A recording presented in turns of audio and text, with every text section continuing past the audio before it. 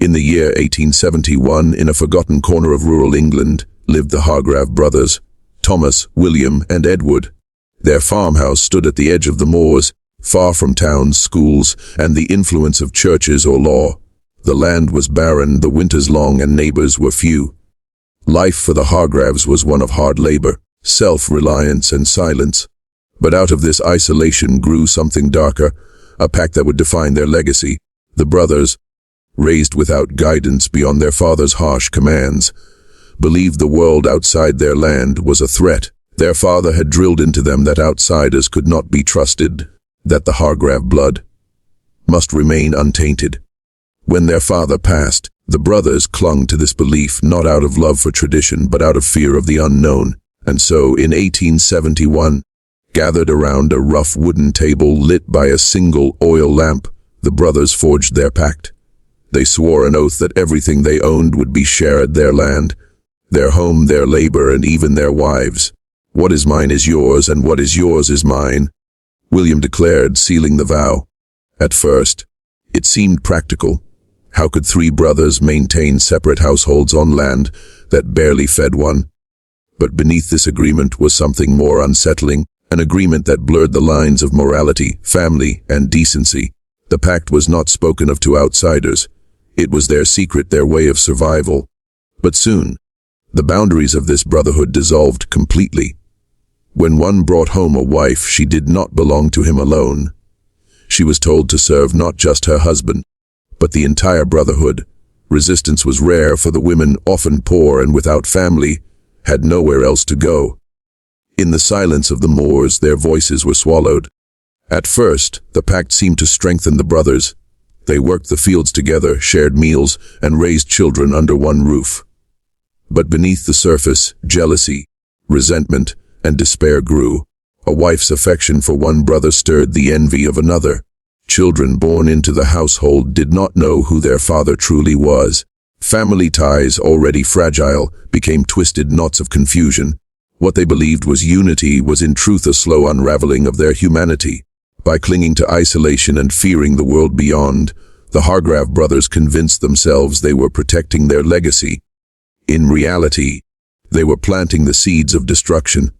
Their pact, born in secrecy and pride, ignored the simple truth that no family can thrive without the guidance of community, the light of morality, and the humility to admit weakness. The year 1871 would later be remembered by villagers not for a harvest, not for a storm, but as the year the Hargrav brothers bound themselves in sin. Though the outside world did not yet know the details, whispers began. Visitors to the farmhouse spoke of the odd silence of the women, the strange closeness of the brothers, and the unsettling way their children looked alike, too alike. This pact was more than an agreement between three men. It was the spark that lit a fire consuming generations. What they thought was a solution became a curse. Their attempt to hold on to family strength instead chained them to decay. And yet, hidden in this darkness is a lesson for us today. The Hargrav brothers teach us that fear of the outside world can create monsters within, that clinging to pride and secrecy destroys what little good we hope to preserve, and most of all, that any pact built on selfishness, rather than love and truth, will not stand the test of time. The Brothers' Pact of 1871 was not just a moment in one family's history. It was the beginning of a tragedy, a warning to all who think survival means turning away from the light of truth and the strength of community. After the Pact of 1871, the Hargrav family began a descent into a cycle that would haunt them for decades in breeding. The brothers believed that by keeping their blood pure and avoiding outsiders, they were preserving the strength of their family line. But in reality, they were isolating themselves from the very diversity that sustains life. Their refusal to marry beyond their own circle created a generational curse. At first, no one noticed the damage. The children of the early union seemed healthy enough, though whispers from nearby villagers carried unease. They looked too much alike, some said, noting the uncanny resemblance between cousins, uncles, and even siblings. The truth of their family arrangement was never spoken aloud, but suspicion lingered in every glance. As years passed, however, the cost of inbreeding became tragically clear. Infants were born weak, unable to survive past a few weeks. Some were born with deformities, limbs twisted, faces misshapen, minds clouded with disabilities that left them unable to speak or walk. Each time a child died, the brothers buried the evidence quietly on their land, as if covering the soil could erase the consequences of their choices. Still, the cycle continued. The Hargrav men taught their children the same lies their father had instilled in them, that outsiders could not be trusted, that the world beyond the moors was corrupt, and that the family way was the only way. The children, knowing nothing else, accepted it. Cousins became husbands and wives. Half-siblings grew into partners. The family tree stopped branching outward and instead curled in on itself like a dying vine. The result was suffering not only for the children but also for the women of the household. Many endured multiple stillbirths, their bodies broken by pregnancies destined to fail. Some wept silently, others hardened themselves, but all bore the weight of choices made by men who confused control with tradition. Their pain was buried as deeply as the tiny graves in the earth. Villagers nearby soon stopped visiting the Hargrav farm. Rumors of cursed blood and God's punishment spread through the countryside. Children were warned not to wander too close. While the brothers thought their pact preserved them, it in fact cut them off from community completely. They became an island, not proud, but pitied and feared. Science would later explain what the Hargravs refused to see, that inbreeding increases the risk of genetic disorders, weakens the immune system, and strips away the resilience that comes from diversity. But even without science, the signs were written plainly in the graves, in the broken children, and in the hollowed faces of the mothers. What made the tragedy worse was that the cycle was preventable. At any moment, a single act of courage, a marriage beyond the family, a decision to leave the land, a willingness to break the pact, could have saved them. Yet fear and pride held them prisoner. They chose secrecy over honesty, control over freedom, and tradition over truth. The Hargrav cycle of inbreeding is more than a tale of one family. It is a warning to all generations. When people shut themselves off from the world, when they value pride above life, and when they mistake silence for strength, they risk destroying their own future. In the end, the Hargrav name became synonymous with ruin, not legacy. The children who survived grew up not with pride, but with questions and shame. The brothers' obsession with keeping bloodlines pure had poisoned them instead. And yet, there is a lesson here worth carrying forward. No cycle, no matter how dark, is unbreakable. The younger Hargrav children who eventually left proved that change is possible. By stepping into the light of community, education, and new traditions, they ended the curse that their fathers had bound them to. The story of the Hargravs reminds us that family is not preserved by walls, secrecy, or pride. It is preserved by truth, by openness, and by the courage to break chains of ignorance before they destroy another generation. On the Hargrav estate, the earth itself became a witness to tragedy. Tucked behind the farmhouse, where the ground dipped toward a grove of twisted trees, lay a patch of soil that grew more disturbed with each passing year. Here, without stone or marker, the Hargrav brothers buried their dead. Not fathers, not mothers, not elders, but infants. Tiny bodies, wrapped in cloth, lowered into shallow graves before they ever had the chance to live. The villagers called it the Field of Silence. They never saw the burials directly, but they knew. The pattern was too clear each year. Women of the household were seen heavy with child, yet only a few infants ever appeared at the brothers' side. Those who did survive looked pale, fragile, or strangely alike, and when curious neighbors wandered too near the Hargrav land, they would spot freshly turned soil in that same grove, the earth unsettled in narrow plots. The whispers spread quickly. The Hargravs are burying their own. Inside the family, death had become almost routine. A newborn's first cry was met not with celebration, but with anxious silence. Would this one live longer than a week? Would its body bear the signs of weakness that had claimed so many before? When a child's breath faltered, the brothers did not call for help. They had long cut themselves off from doctors and midwives. Instead, they carried the infant to the grove, laid it beneath the cold soil, and spoke not a word. No prayers, no hymns, no names. The graves were as silent as the lives they covered. The women bore the heaviest scars of this cycle. Each pregnancy was shadowed by dread, each birth a gamble. They wept when their babies died, but their grief was stifled by the brothers' hardened resolve. "It is God's will," they said, or worse, "it is weakness." These dismissals silenced the mothers just as the graves silenced their children. Over time, many of them withdrew into themselves, their eyes hollow, their voices faint. Their sorrow hung heavy in the farmhouse, yet the men refused to acknowledge the curse that their pact had created. For the children who survived, the graves were constant reminders. They would play in the yard and glimpse the grove, knowing brothers, sisters, cousins lay beneath that soil. Questions were discouraged. If a child asked, "Why do so many die?" the answer was a scolding glance or a curt, "Hush." Silence became law in the Hargrav household, not only in the burials but in life itself. The villagers, too, kept their distance. Though they pitied the children, they dared not interfere. Fear and superstition wrapped around the Hargrav family like fog. Some said the land was cursed, others that God had abandoned them. Parents told their children never to stray near the Hargrav boundary. Thus, the graves remained untouched, unvisited by anyone outside the family, hidden from the world, but etched deeply into rumor and memory. What made the graves most haunting was not simply the number of them, but the fact that they did not have to exist. Each mound of earth represented a life stolen not by chance, but by choices. The choice to inbreed, the choice to isolate, the choice to silence truth.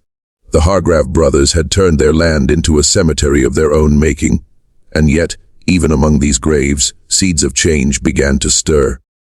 The younger Hargravs, who saw the burials with their own eyes, could not suppress their unease forever. Each time they watched a sibling lowered into the ground, a spark of doubt grew stronger. Why must it be this way? That spark, though buried beneath layers of fear, would one day ignite the courage to break free. The silent graves are more than a tragic detail in the Hargrav story. They are its heart. They remind us that when families choose secrecy over truth, it is the innocent who pay the price. They teach us that silence is not protection, it is destruction, and they stand as a stark warning. When we bury our mistakes rather than face them, we bury our future as well. By the time the 1870s drew to a close, the Hargrav family had already earned a fearful reputation in the countryside. Villagers whispered of the strange pact, the unhealthy children, and the many small graves hidden on Hargrav land. The family lived in silence, clinging to their own rules, until an unexpected visitor changed everything.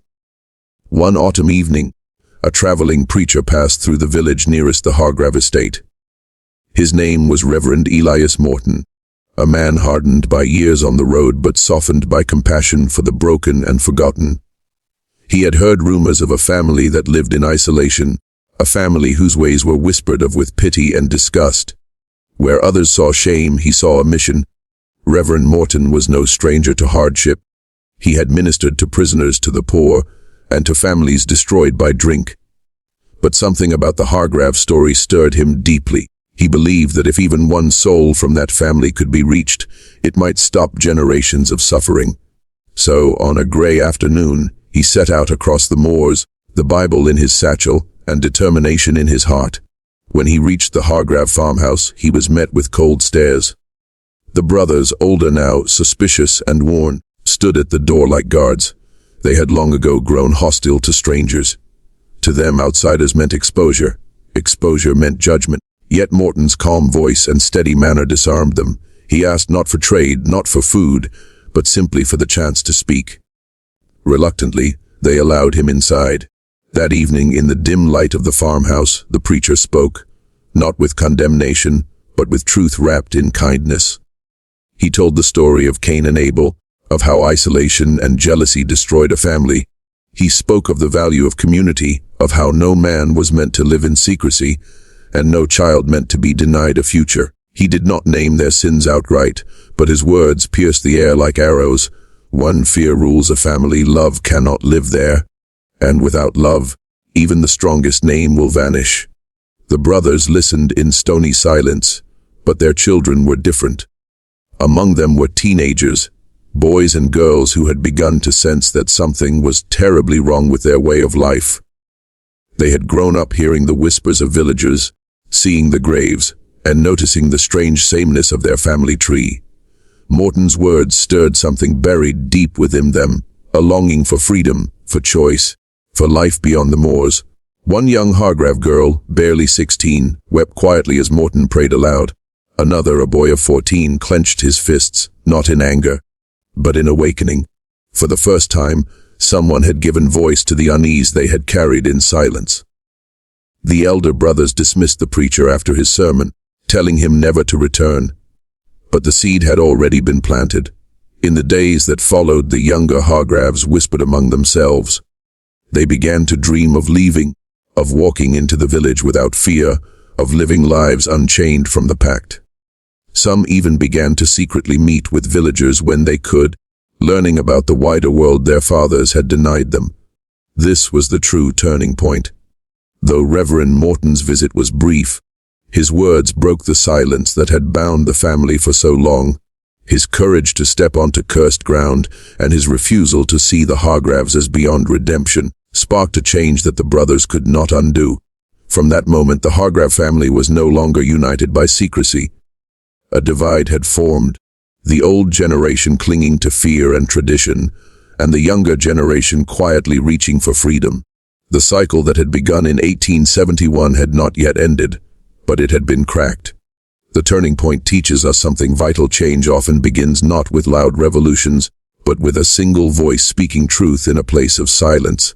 One man's courage to step forward, one sermon delivered in kindness, and one spark of hope in the heart of a child. These are the beginnings of transformation. For the Hargravs, Reverend Morton's visit did not immediately save them, but it gave the next generation a choice. And sometimes, the chance to choose differently is the most powerful gift of all. For nearly 2 generations, the Hargrav family had lived under the shadow of their pact, a legacy of secrecy, fear, and inbreeding. Children were born, children died, and the cycle of suffering seemed endless. But after the visit of Reverend Elias Morton, a new thought began to take root in the minds of the younger Hargravs. What if life could be different?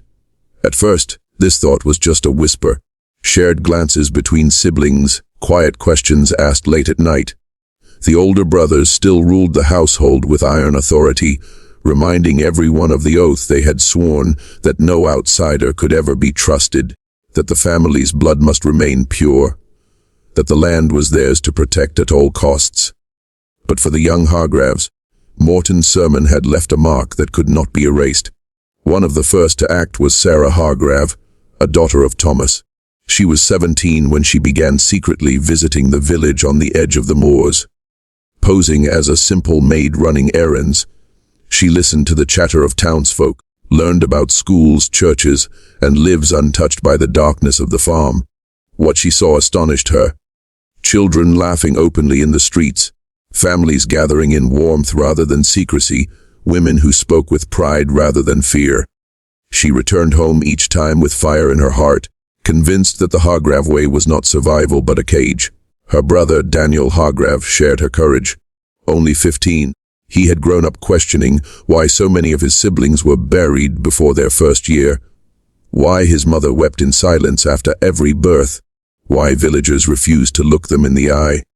When Sarah confided in him about what she had seen, he vowed that he too would leave the land behind, no matter the risk. The breaking of chains began quietly, almost invisibly. A few of the children slipped away under the cover of night, traveling on foot to neighboring towns where kind strangers or sympathetic villagers took them in. Some found work as servants or farmhands, others sought education in local schools. For the first time in generations, Hargrav children were mixing with the outside world, learning new ideas, forming friendships, and seeing themselves as more than heirs to a cursed pact. But not all escapes were smooth. Some who tried to leave were caught by the elder brothers, dragged back to the farmhouse, and punished harshly. To the old generation, leaving was betrayal. It was the ultimate rejection of everything they had sworn to uphold. Yet the more they tried to tighten their grip, the more determined the younger ones became.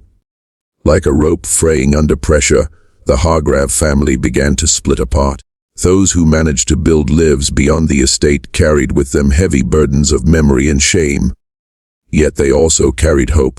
They spoke quietly of the horrors they had seen, of shared wives, buried infants, and twisted traditions, but they also spoke of their determination never to repeat the mistakes of their fathers. In time, some of them married outside the family, had healthy children, and slowly began to break the generational curse. The Hargrav name, once spoken in fear, began to soften. Villagers who once avoided them came to see that the younger generation was not doomed to the sins of their fathers. By stepping beyond the boundaries of the moors, by daring to live openly and honestly, they proved that blood does not bind destiny. The breaking of chains was not a single act. It was a series of small, courageous choices. A girl choosing to walk to the village. A boy daring to ask, "Why not?" A child leaving behind the graves of their siblings to seek a future beyond the farm. Each choice chipped away at the wall of silence that had imprisoned the Hargravs for decades. And in that breaking lies the lesson: no curse is eternal, no tradition too strong, no fear too deep to be challenged. Change does not come all at once. It comes through the bravery of those willing to imagine something better and risk everything to reach it. For the Hargrav family, those chains had been forged by pride and fear, but the younger generation, through courage and defiance, shattered them piece by piece. Their story reminds us that cycles of darkness can be broken, that the mistakes of one generation do not have to define the next. The story of the Hargrav brothers is more than a tale of a family swallowed by its own pact. It is a warning, a mirror, and ultimately a lesson for all generations. Their lives reveal what happens when fear is allowed to rule, when tradition blinds judgment, and when silence is mistaken for strength. At the heart of their downfall was a simple choice to turn inward rather than outward. In 1871, when the brothers swore their oath to share land, wives, and bloodlines, they believed they were protecting their family legacy. They thought outsiders would weaken them, that the world beyond their farm would corrupt them. Instead, by cutting themselves off, they destroyed the very thing they claimed to protect. Their family name, once a source of pride, became synonymous with suffering, secrecy, and shame. The graves on Hargrav land stand as the most haunting testament to their era. Each mound of earth held the weight of a life that never had the chance to flourish. Children who might have grown strong if given the gift of healthy bloodlines. Mothers who might have lived longer if freed from endless stillbirths. A family that might have prospered had it chosen community over isolation. These silent graves cry out not only against the Hargravs but against any tradition that places pride above compassion, secrecy above truth, or fear above love. Yet the Hargrav story is not only tragedy, it is also about resilience and hope. For even in the darkest households, light can break through. The younger generation proved that cycles can be broken. Though they were born into chains, they chose to walk away. Their decision to seek lives outside the moors shows us something profound. The mistakes of one generation do not have to define the next. This is the central lesson of the Hargrav brothers. No matter how deep the darkness, there is always a path toward freedom. But it requires courage. Courage to question what has always been done. Courage to face judgment from others. Courage to risk the unknown for the chance of something better. The younger Hargravs, inspired by a single voice of truth, chose that courage. Their defiance became their salvation. In a broader sense, the Hargrav story challenges us to reflect on our own lives. We may not live in isolated farms or bind ourselves with pacts as extreme as theirs, but many of us are bound by invisible chains. Some are tied to toxic traditions, others to cycles of poverty, violence, or silence. Families, communities, even nations can repeat mistakes out of fear of change. The Hargrav tale reminds us that survival is not enough. Living means breaking patterns that destroy and daring to create new ones that heal. Another lesson lies in the role of compassion. Reverend Elias Morton, the preacher who dared to enter their world, could have turned away. He could have joined the villagers in whispers and judgment. Instead, he stepped into their darkness with words of hope. Though he was dismissed by the elder brothers, his message planted seeds that grew into liberation. This shows us that change often begins with one person willing to speak truth where silence has reigned. In the end, the Hargrav brothers teach us that secrecy breeds decay, pride blinds, and fear imprisons. But their descendants teach us something even greater, that cycles can be broken and new stories can be written. The graves remain, the past cannot be erased, but the lesson endures. It tells us that the measure of family honor is not in hiding sins or clinging to harmful traditions, but in protecting the innocent, embracing truth, and choosing love over fear. So the Hargrav name, once cursed, now carries a different weight, a reminder that darkness is real, but so is redemption. And if one family trapped in secrecy and sorrow could find the strength to break free, then so can we.